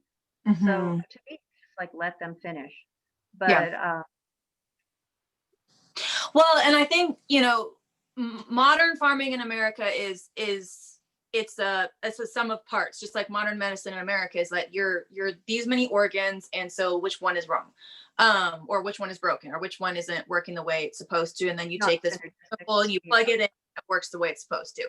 And that, you know, I just have seen and experienced there's a lot more complexity to life than that. It's not that that's wrong or bad, it's just it's incomplete. So, you know, again, like if you're gonna have I don't know how big kids or lambs are when they come out, but you know, a 5 to 10 pound baby coming out of an 80 pounds body versus 150 pound body, I mean, there's just more energy to expel into that new life, because again, as people who have recently had babies can experience and attest to, it takes a lot of effort and energy to make new lives. So, and then to sustain it once they're here. Yeah, have to sustain it. And in farming, we're asking them to not only sustain their own life and their new life, and not only our life, but the lives of the other people we're selling this product to. And so I think that's where kind of the relationship comes in on, you know, I have made a lot of people mad because I will not sell them honey because I haven't harvested yet, because I haven't had bees strong enough to take their honey from because of climate change and how our springs and falls have been. I mean, I've had people get upset with me because like, I need this for my health. And I'm like, if my bees die, you're not going to be any more healthier than you were if you know, so it's that mindset and that paradigm shifting of, you know, we're asking a lot of these creatures and they're fully capable of delivering, but you know, we expect them to do a lot, and then we don't, and then we want to see the inputs we give them in a what corners can I cut, what, you know, where can I save money, where can I pinch pennies, And sometimes you have to, but if you don't have to, you know, like you said, I like my sheep. I mean, they all have names. They know which one is their name. You know, they all have different personalities. And, you know, when they're jerks, it's easier to eat them. If they're not jerks, it's like, oh, who wants a pet? I can't eat you. And that will change as our flock grows and as our farm grows and that kind of stuff. But I think that the main element with natural farming is, you know, we're getting into this because I'm into it because I want to live a happy, healthy life full of joy. And I don't feel joy when I'm sick. And I don't feel joy looking at sick animals. And I don't feel joy looking at, you know, high density factory farming situations where it's just oozing with antibiotics because everything is so infested with E. coli. Like that does not give me joy. So, you know, and as you spend time with your creatures, you can tell like this one is feeling happier and the way it's supposed to, and that one's not. So Now, holistic farming and ranching is part of a holistic life. It's like the garden plays a part. It's all cyclic. You bring these in, clean it. You take some parts, you put it in the compost. It mixes with the animal manure. It's all these cycles. I love cycles. I want to be part of a cycle. I consciously choose to be a shepherd and a goat herd. You know, I consciously choose to have healthy chickens. I I like the sustainability. If we couldn't buy food at the grocery store, we would survive. I really like that. You know, there are things that I haven't been able to accomplish yet. Like we do have a well. It's 900 feet deep. We do not have a solar pump on it yet. I mean, if we did have a cataclysmic event that meant we had to survive just here, I'm not sure how we do the water. It would be a very different picture. Probably have to walk the animals every day down to a creek, you know, instead of fill buckets. But my goal is to get a solar pump. But yeah. I sheep and goat um, health management as part of a giant cyclic life that is in harmony with the earth and isn't taking as much as it's giving. All that manure management, the way you rotate, all of that, I'll leave this healthier than I found it. That's Yeah, my goal. I think that self-sufficiency and that like your own ecosystem is something that this year especially people realized that it's important, but also I think a lot of people were like, oh, I want that. You know, I don't want to have to, you know, go to the grocery store and if all of a sudden, you know, there's an epidemic and, you know, there's nothing there, then I'm at a loss. You know, I Yeah. think a lot of people felt that like helplessness because they were so dependent on the grocery stores. And so I think a lot of people are realizing that how I don't know what the other term of self-sufficiency, how Dependent. dependent, yeah, we are on other people for our food. And so it's kind of, it definitely, I think, hit a lot of people close to home with all the empty meat, you know, shelves and toilet paper and all that stuff. And I think it was kind of naturally social. The society was kind of naturally looking into the you know, being more self-sufficient. I've seen a lot of people kind of going that way, especially people like Rachel and I who like grew up in the city, and kind of going, you know what, we're kind of tired of the city. We could use a little country. um, um, and it was like, and I think I think that was like already happening, and then you know COVID happened, and I'm seeing a lot of people going, you know, I was already kind of interested in that, and oh my gosh, now this happened, and I don't want to feel that helpless again. Yeah. And so for you guys, when you guys go throughout the year, you know, with the lambing and the breeding, do you guys do anything um in the I guess, does your holistic management change throughout the year depending on what your goal is during that time, or is it pretty stable? It's pretty stable for me. I mean, when you have the baby animals, that's definitely a time to apply some herbal warmer and to watch and to keep things extra clean during the muddy season because of coccidia. Um, but other than that, it's pretty stable. Yeah, I think, like Sam was saying, there's cycles and there's seasons. I mean, obviously, my daily routine in April, when fecundity is everything is reproducing. The bees are swarming, the chickens are laying eggs. I mean, like, it's just different than it is, say, now, where now my main goal is to keep the mud outside. That is my main reason for living, because mud season is a thing here. So there's cycles and there's seasons, and so things will change. I mean, in the growing season, when the grass is green, I have to, in a wet, moist climate, I have to watch for different types of parasite infestations, different than I have to watch now when they're mostly eating dry forage and hay, and the pasture's more just for them to get exercise. It's not for them to get substantial nutrition from. So I think a friend who watches my farm was joking, because I said, would you watch my farm in like a month and a half?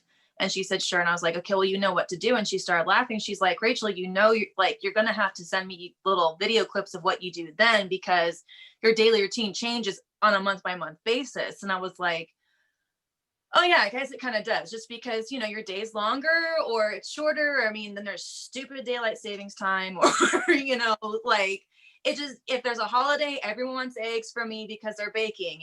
If there's a new lockdown, everyone wants eggs because of what you just said, the sufficiency thing. But, if everything's a normal day, like, I got to kind of figure out where I'm going to increase my egg market. That's not like a consistent market, but it's still where I can shove off some of these eggs, because I've got way too many.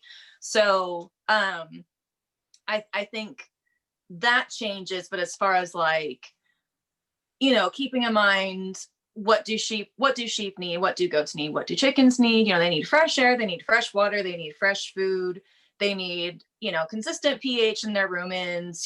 They will want grain, they will act like they're dying, but they don't need it. So,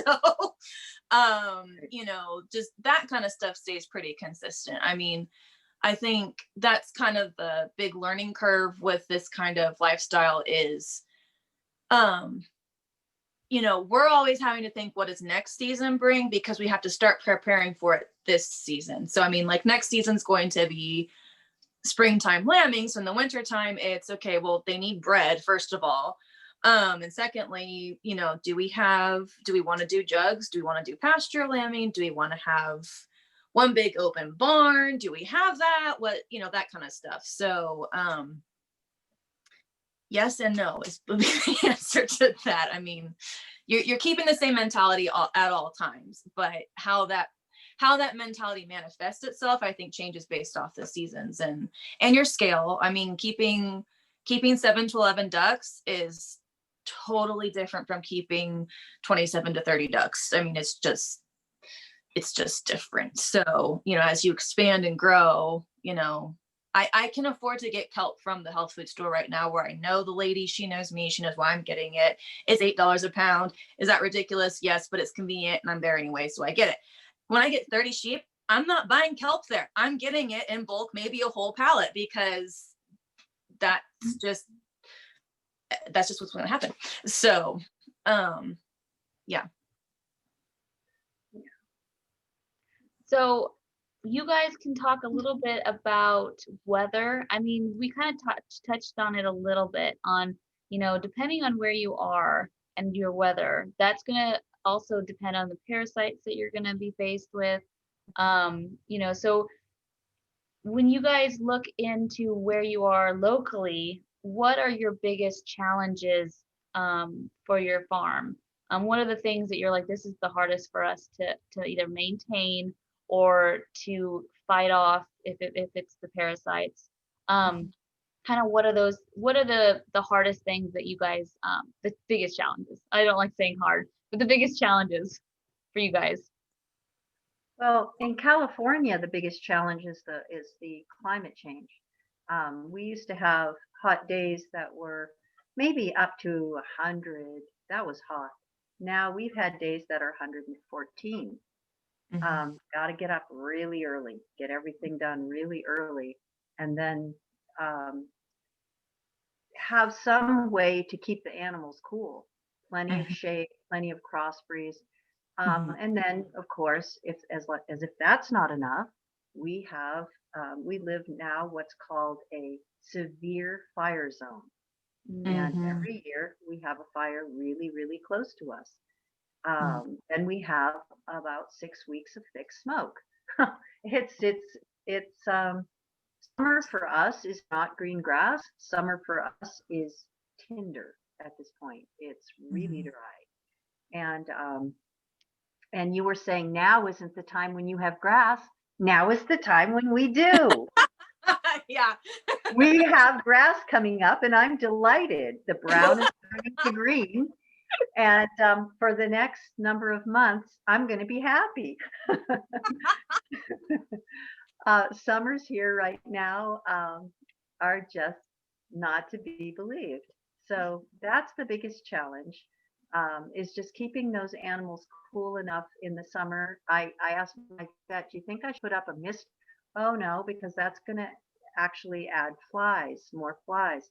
And I do use natural fly control. I use the fly predators, and I use fly traps that are basically cubes of window screen with a cone of window screen underneath and a stinky bait under that so that the flies go to the bait and fly up. That's how I keep um, the last of the flies under control. And first line of defense is probably the chickens because they eat Mhm. those larvae. Mhm. But that is probably the biggest challenge here. Yeah, I feel like summertime is the most challenging time for us too, but for completely and totally different reasons whatsoever. Um, that's when the parasites are the most high. It's very humid here in the summertime. And so when you have wool breeds of sheep like I do, um, my one ewe, she's brown, has a brown undercoat. She was panting so hard, her whole body was shaking at one point, and I was just like, and we were trying to get her to build weight after we dried her off so she could then be bred, and like she was they don't sweat, but I mean sweating off all her weight, she wasn't gaining any weight. So we they had access to shade. We put a fan up in the barn. We just made sure they had fresh water all the time. And so I think this spring we're going to probably, because she's a Icelandic Iwasi cross, so she's actually a twice a year shear breed. So I think this year I'm gonna wait until May when we have our first stroke of heat, and then I'll shear her, and that way she's got less of a coat in July and August and somewhat September, and that way she won't be quite as miserable. So I mean, I guess for me right now it's kind of hard to say when's the worst time, because we've only done this for 3 years. So it's like, I don't know, there's this constant learning curve, so it's like once every other month we're just like, oh no. I think for us it's kind of the opposite as California. It's managing the moisture. It's not that we don't have, it's not a desert, but we have high humidity, but then we don't have like the infrastructure of plumbing. So, if we'll fill up these 5-gallon buckets and carry it, because our house is at the top of a hill and all the farm stuff is down at the bottom of the hill. So we'll lug all this water downhill, which makes no sense. We don't have the infrastructure to do a gravity fed system yet, because that's a grant that's going to happen at some point. Just hasn't happened yet. So we carry all this water down the hill. We give it to them. I put apple cider vinegar in it. I turn around and they pooped in it. And I'm like, don't do that. And now I've got to go back up the hill and get more water, bring it right back down the hill. So it's just learning how to manage those things with your system. I mean, for Yeah. us, not having the burden of a loan is worth it to build more muscle.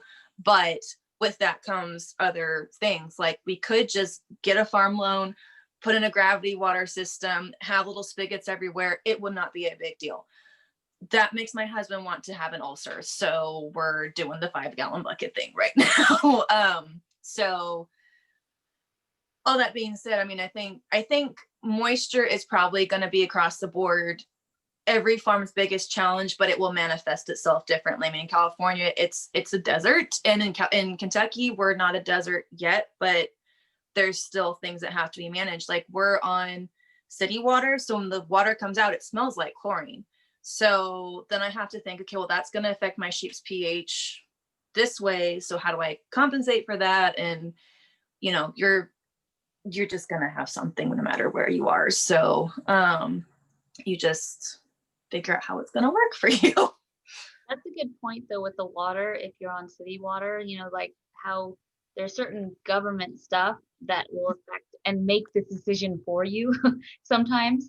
Same with, like, when you talked about resources in your area, it's like sometimes you want to make a choice, but it's just not either feasible, or you just can't because, it's controlled by the government.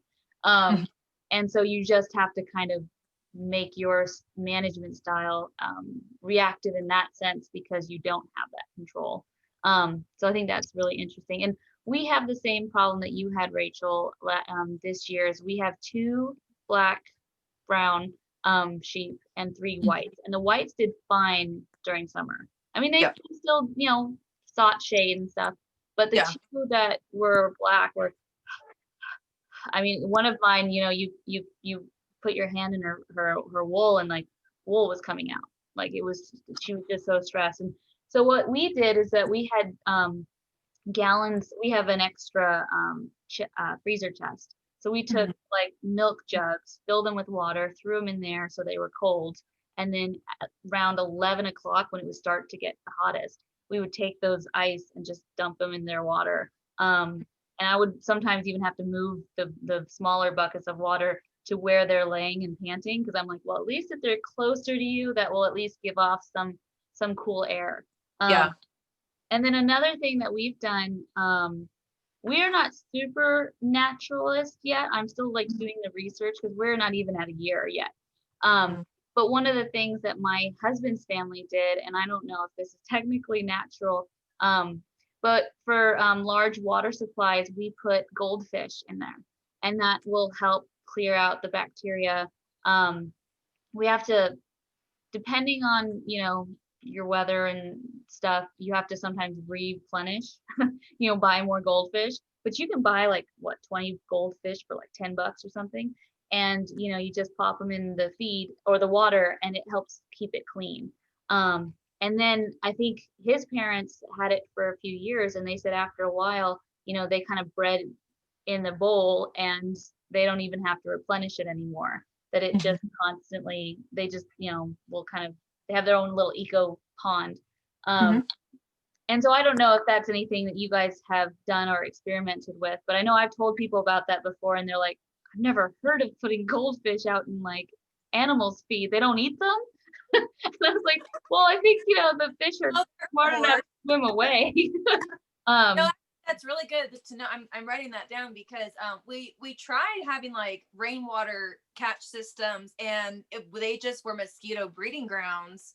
And we were just like, well, we already have enough. We don't need more. So, and chickens don't go dunking for mosquito larvae. So I'm gonna try that. Actually, we have a neighbor, and they've got a little 8-year-old son who's hyperactive, and so he'll come out and just do like the grunt work on everyone needs one of these on their farm. This is like the farming secret. Find a neighbor with a hyperactive kid and have him come to your farm and do the grunt work, because he will love you and you get free labor.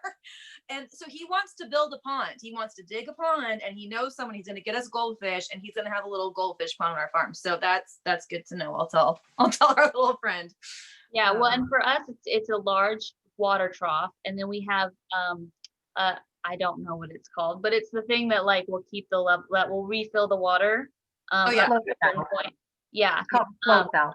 Yeah, so like if it's just like $5 gallon buckets where there's no replenished water, like I don't know if that would work as well. Probably not.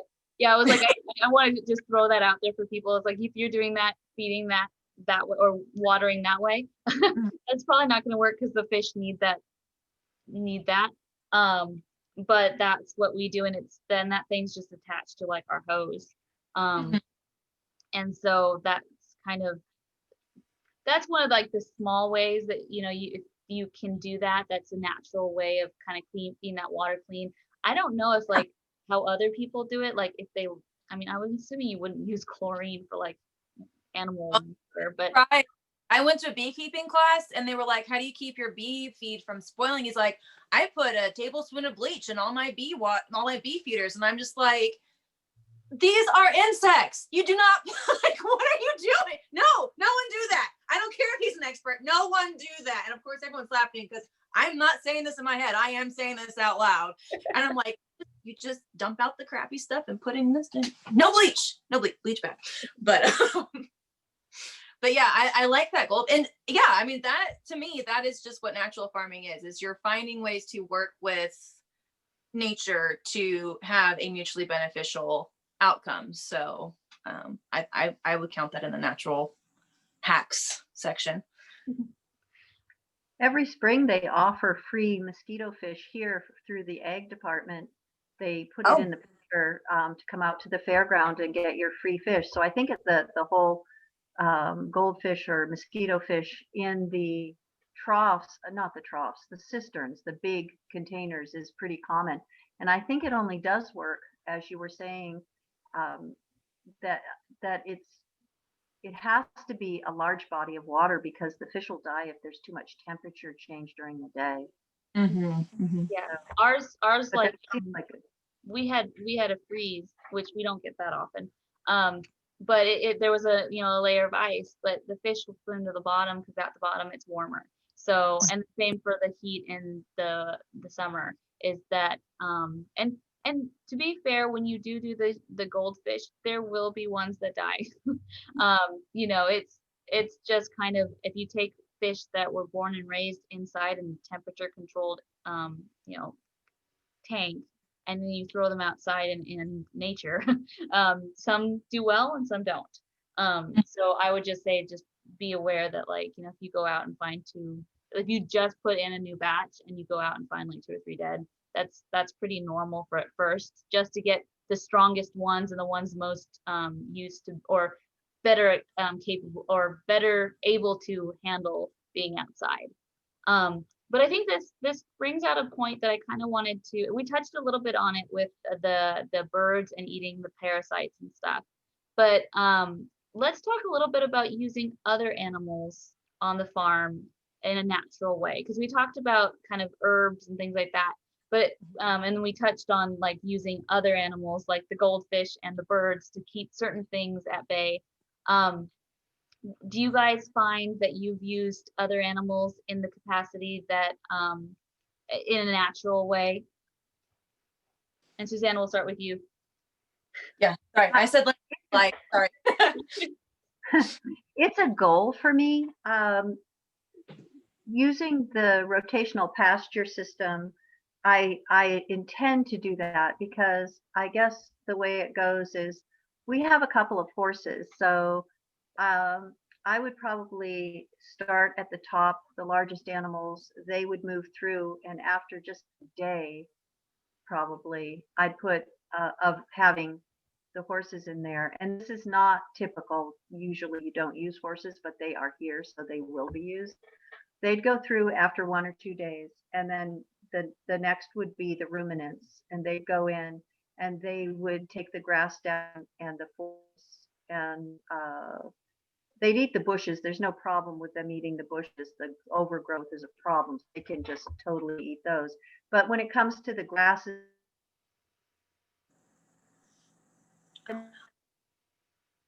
We'll just wait and see if she comes back.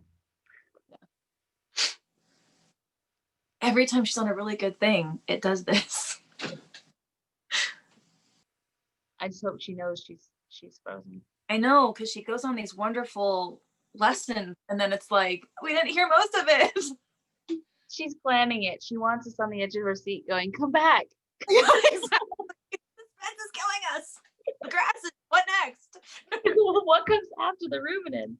Right. Oh, well, I guess We'll wait to see if she comes back because she's come back before. Yes. There you are. Hey.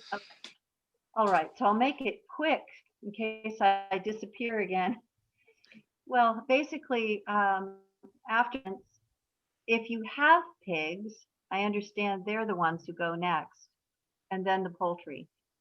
That by the next time that pasture or area is used again, it's been refertilized, and it just repeats. Do you guys, because you both So have bees, do you guys find that the bees help with the plants, and do you find that they're helping spread the seeds and stuff like that, or spread pollen, and that is part of that other animals helping with your fields, or have you just always had bees and you can't yeah, really see the difference? no, the bees definitely help.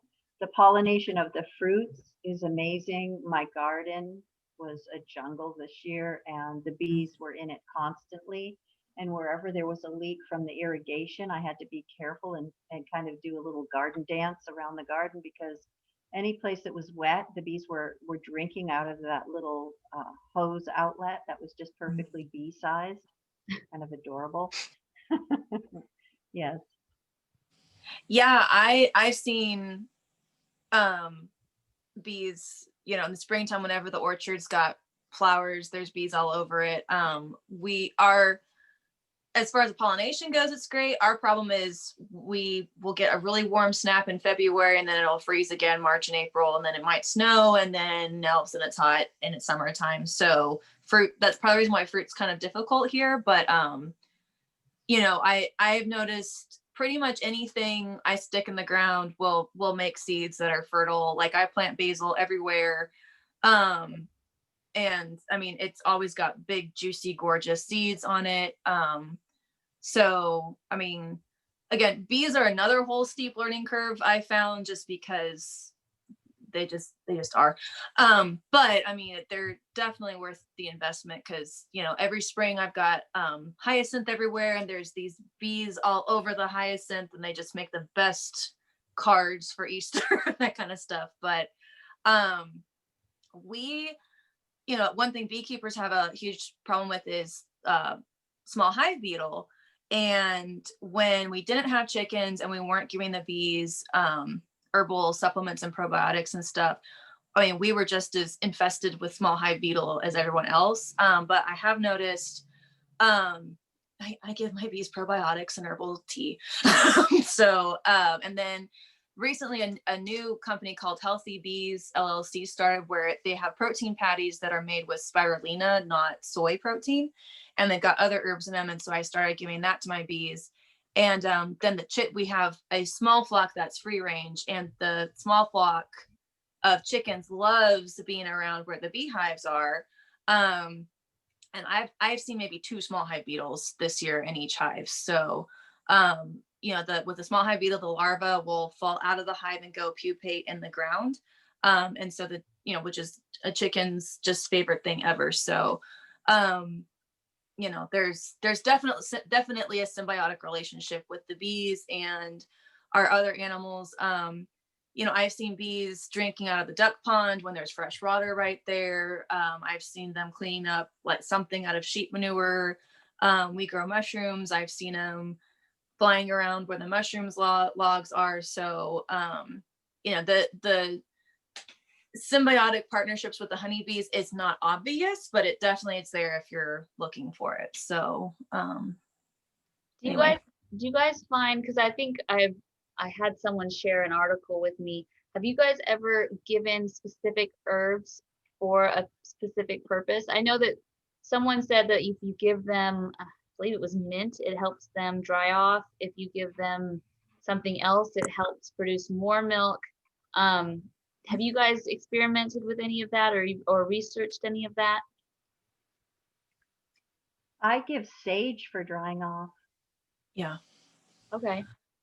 Yeah, I mean, if you study herbal medicine, pretty much it's very, if it's good for a human ailment of some kind, it's very translatable to an animal ailment. and there's some precautions with some animals, but usually I found that's more with essential oils and like cats or something like that. I know essential oils are a big buzzword and a big thing and that kind of stuff. But that for me, it would go more a whole herb, and then it would go to essential oil, and then it would be lower on the progression of stuff. But I actually, kind of like you were saying earlier, Suzanne, about having a garden strip along the fences. I had planted these raised beds and put a oregano plant in it when we first moved here, and that oregano plant took over that entire raised bed. And that raised bed is now, because of how farming works, slap up against the sheep fence.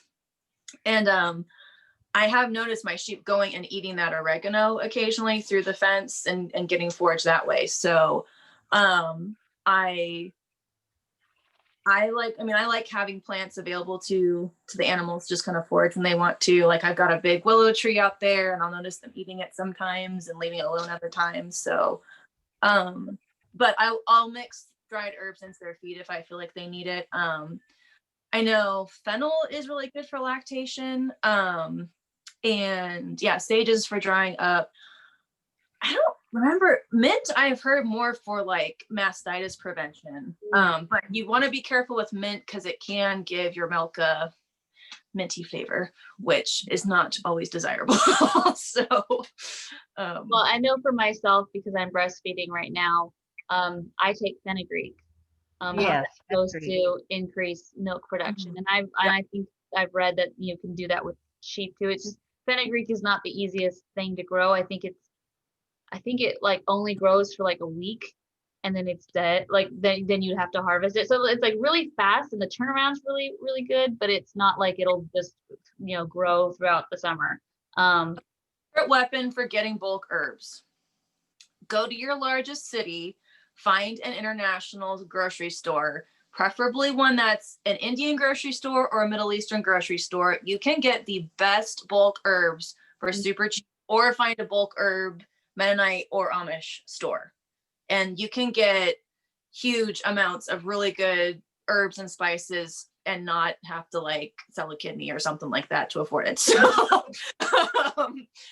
I mean, I just found like I can get bulk from international stores or Amish Mennonite stores for a much more affordable price than I can from English normal people type stuff. So fenugreek would be one you could go to an international store, and I'm sure they would have bags and bags and bags of it.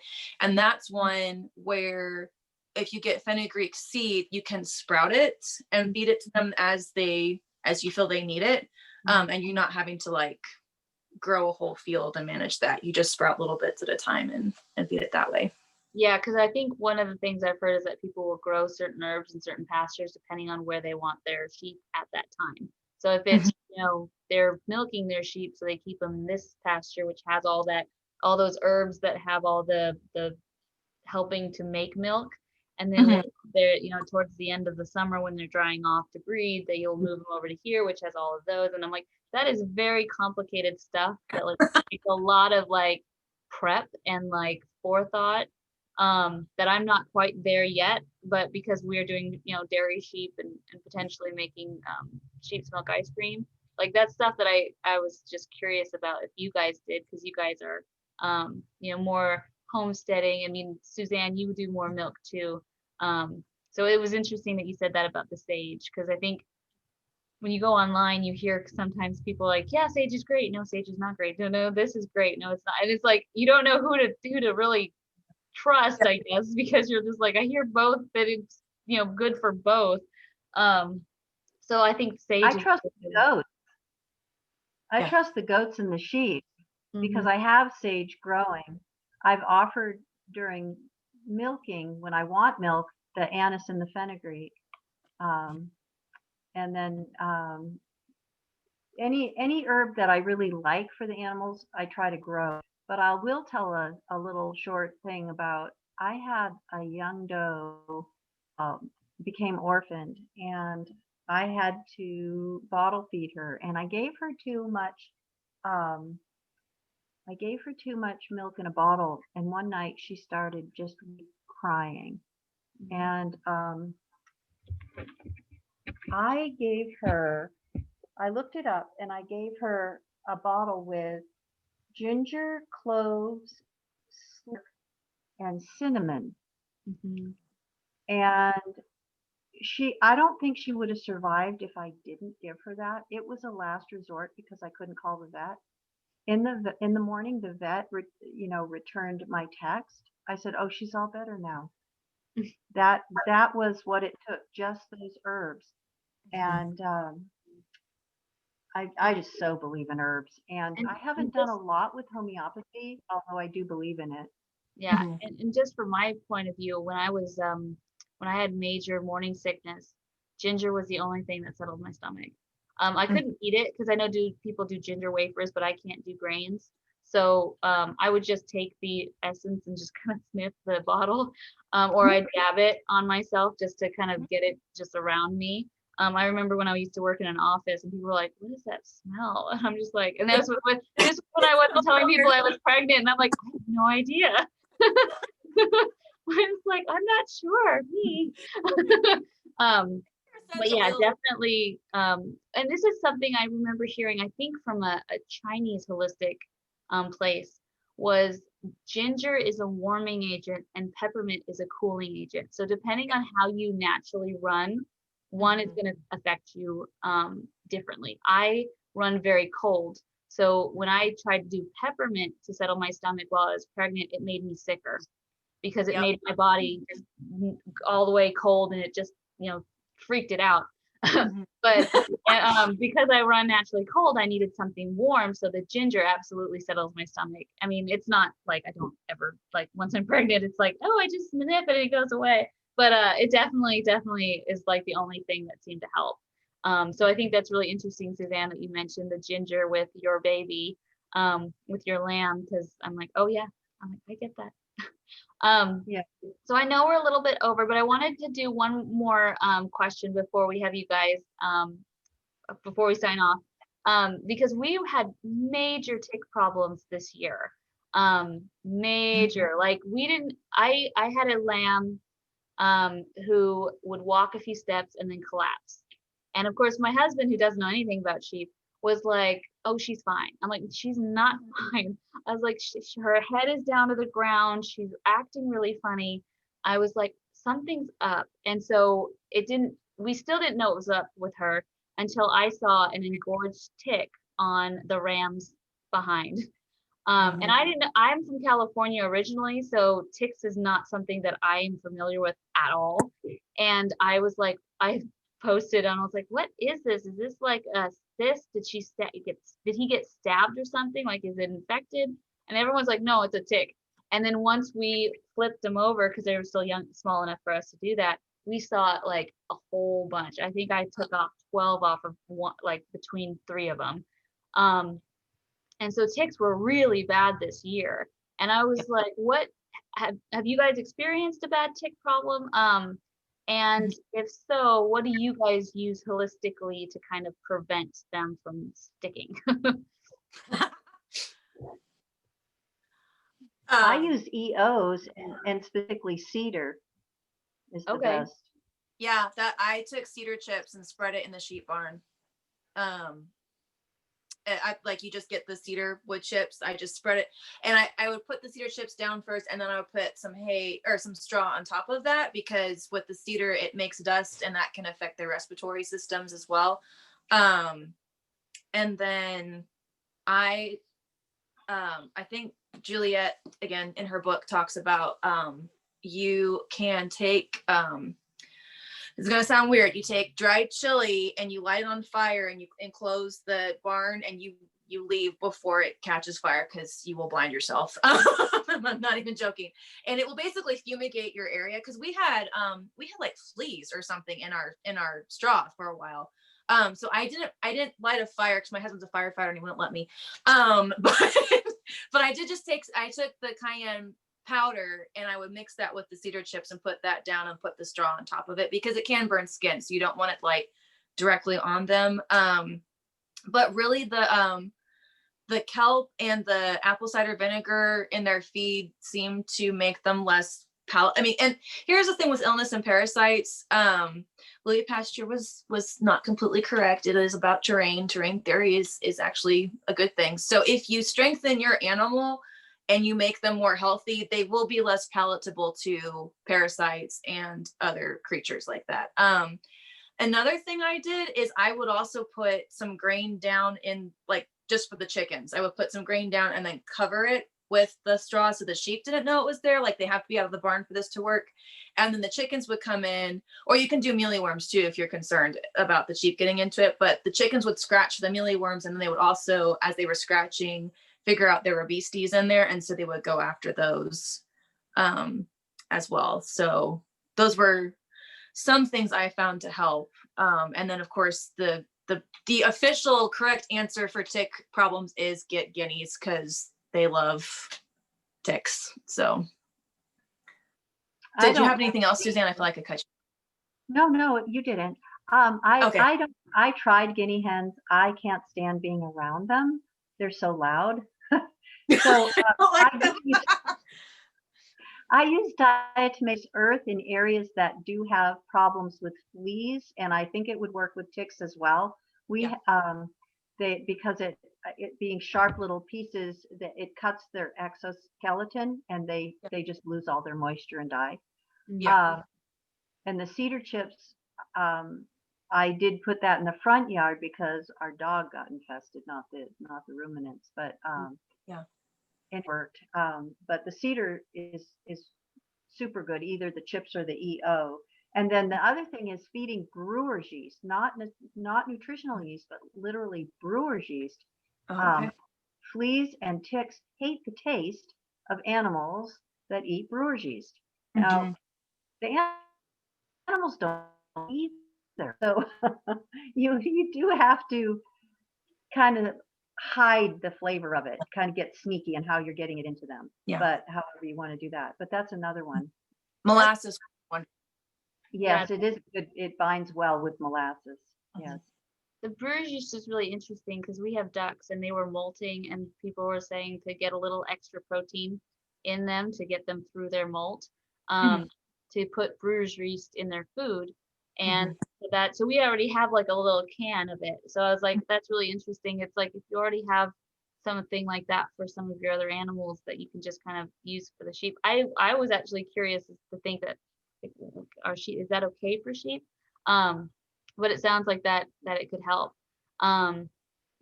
Is there anything that you guys have come across like the ticks that I didn't cover that you were like, oh yeah, we've had this problem and we've solved it this way, or did we cover most of it? We covered the main thing that I had to hunt for a little while was the winter goat lice, because if they're barred a lot and they have, I did the deep bedding at that point, and deep bedding is a good place for the lice to grow. And so then all of them get those scruffy looking withers and little bald spots on heads. I just hated that, and everybody's just pour that Sedextin, everybody's just saying pour chemical on them. And I had gone to a goat day at UC Davis, and they said, please don't pour Sedextin on your goats, and I, yes, that's how I feel about that. But I found the sulfur, and that's just if you're going to have a cold winter and a wet winter, if you see that, you can get some yellow sulfur and put it in a shaker or a nylon and wipe them down. Yeah. I mean, again, I really can't recommend this book enough, because like the sheep section, the sheep section has been a lifesaver. I mean, she talks about, it's a short section on sheep, but she covers pretty much everything you can possibly cover in it really, really quickly. And it's practical because she was writing to peasants in England, like between the two world wars. So this wasn't high frou-frou, upper middle class, we can just Amazon it type people. These were people who were like growing their own food, and if they didn't, they were not going to eat a lot. So it's very, very practical. You don't need high techy equipment to do it. And she was a huge advocate of growing all her own herbs, so that stuff that will be prolific when you actually start growing it. So The other thing I can recommend though too is if you get heritage breed smaller chickens, like we've got silver spangled Hamburgs, which Harvey Usury in his backyard chicken book, he calls them the apocalypse chickens, because he's like, if the apocalypse happens, this is the breed I'm gonna get. And I completely agree, because like they have lived through everything. Small children visiting the farm, raccoon attacks, like everything, they have lived through it. But the smaller bantam breeds are really good for finding the external parasite type bugs, because they scratch and they're smaller, so they want the smaller beasties. So the other thing I have done is with ticks specifically, I looked up their life cycle because I'm weird like that. So they will pupate and be larvae in things like fallen leaves, like where there's big piles of carbon that's decomposing. That's where they live, and they'll live off on small mammals like mice and squirrels and that kind of stuff till they get to their larger form, and that's when they go after bigger creatures like humans and deer and sheep. So if you can have a small flock near your sheep, that will go through that stuff consistently, that really seemed to kick our tick population down. We actually house our chickens, like we split our barn in half, and the chickens are on one side and the sheep are on the other side. So I mean, it's to the point where we decided if we move our sheep barn, we're gonna move the chickens. Like wherever sheep are, there's going to be chickens, and not like the big nice large layers or the large meat bird. They have to be the small frou-frou kind of decorative ones where they're not so much well known for egg production. Like you'll get eggs, but it has to be a side effect. Like they are here for your pest control. So you have to kind of switch your thinking as far as why you're keeping certain animals for certain things. Like everyone thinks chickens are for eggs, and our farm chickens are for pest control, and then eggs are a benefit. So that would be my big recommendation for that. So for ticks specifically, but. Great. So before we sign off, I want you guys to be able to share your social media so that any of the listeners who want to follow you guys' story can keep in touch with you guys. So I'll have Suzanne go first just in case her internet cuts out. So just share where they can find you and see any pictures of your farm or anything like that. All right. So my farm is called New Wellington Farm, and I'm on Facebook, and I have a website. So that's where you can find us.